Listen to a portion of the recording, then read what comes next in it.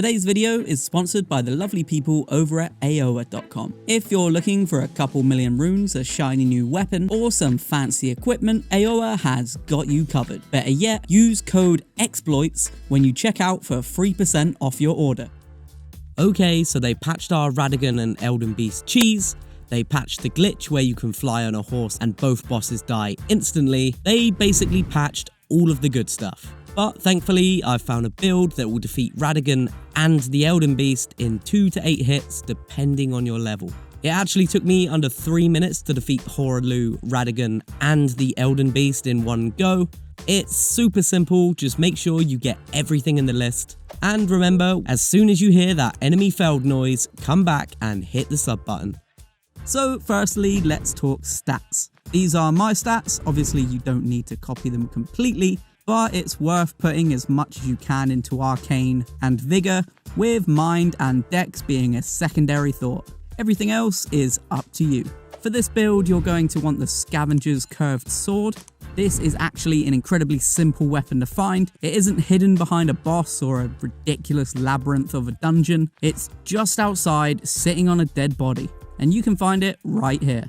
You're going to need 2 of these. There are a few ways to do this. If you're in New Game Plus, it's likely that you would have picked one up in your travels before, so you'll simply need to head over and grab it again. If not, we have a video on duplicating weapons and runes. I'll link it in the description. And we have a Discord filled with hundreds of Elden Ring players looking to duplicate, trade, and fight bosses together, so definitely get some help in there. Now that you've got your curved swords, let's talk Ash of War and Infinities. So the curved sword already does bleed damage, which is great. The high arcane we talked about earlier is going to help give that a little boost too. So for Ashes of War, I put Bloodhound Step on my right and Seppuku on my left. A lot of people would argue Seppuku should be on both, but I like to zip around using this build, especially when fighting the bigger enemies. You will thank me later when you do this. For affinities, you're going to want to choose a cult for both weapons. This means that your swords will now scale with arcane. That high level arcane is really going to come in handy. For your head, you'll want to use the white mask. This boosts damage when blood loss is in the vicinity. This boosts your damage by 10%. To get the white mask, you'll need to do Ver's quest line and be rewarded with the Pure Blood Knight's medal. Use it to teleport and fight the 3 invaders in the blood pool. I got the full armor set from the second invader. For the chest, you'll want the Raptor's Black Feather Armor. This enhances jump attacks, which is exactly what we'll be doing. This boosts damage by 15%.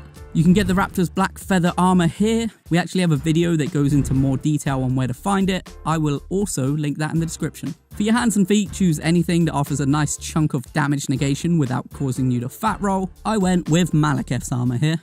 All of these talismans are useful and contribute towards insane amounts of damage, so don't skip any of these. Firstly, we have the Lord of Blood's Exaltation. This, like the white mask, boosts damage when blood loss is around. This gives us an extra 20% damage. With the white mask, this gives you a total of 30% boosted damage when there's blood loss in the vicinity, which, FYI, will be the whole time. You can get the Lord of Blood's Exaltation here. Secondly, we've got the Claw Talisman. This gives you a 12% boost to jump attacks, which means in total you'll be receiving a 27% bonus every time you jump attack, which, FYI again, will be the whole time.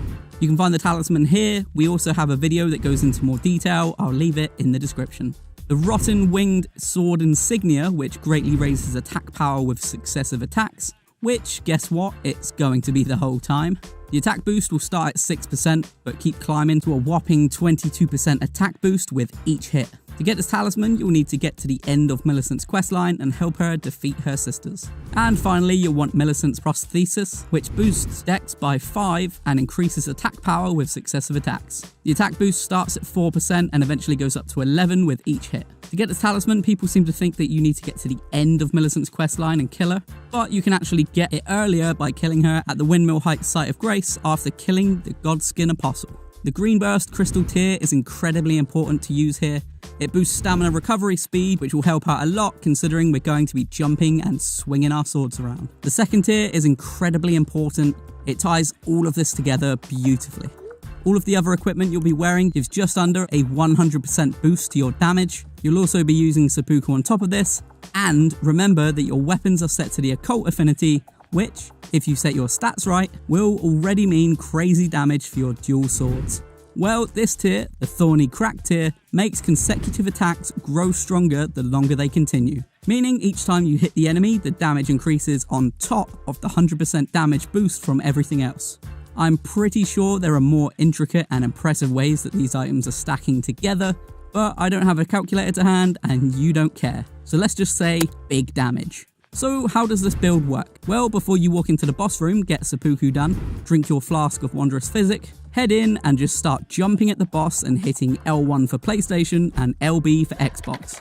This hits the boss with an attack that strikes them 4 times, which triggers everything you're wearing related to successive attacks. The seppuku and the natural blood loss of the curved swords will trigger everything you're wearing that boosts attack power when blood loss is in the vicinity. Your high level arcane will boost that as well as the sword's initial damage due to the occult affinity. And then the jump you're doing before the attack is triggering everything you're wearing that boosts jump attacks. With each jump strike you'll do more and more damage, and it should only take a few hits to take down your enemy.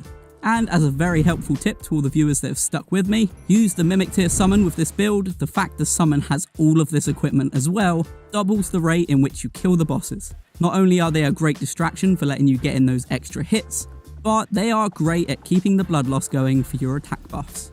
And that is literally it. Once you've got everything you need, you'll be dropping Radagon and the Elden Beast in seconds.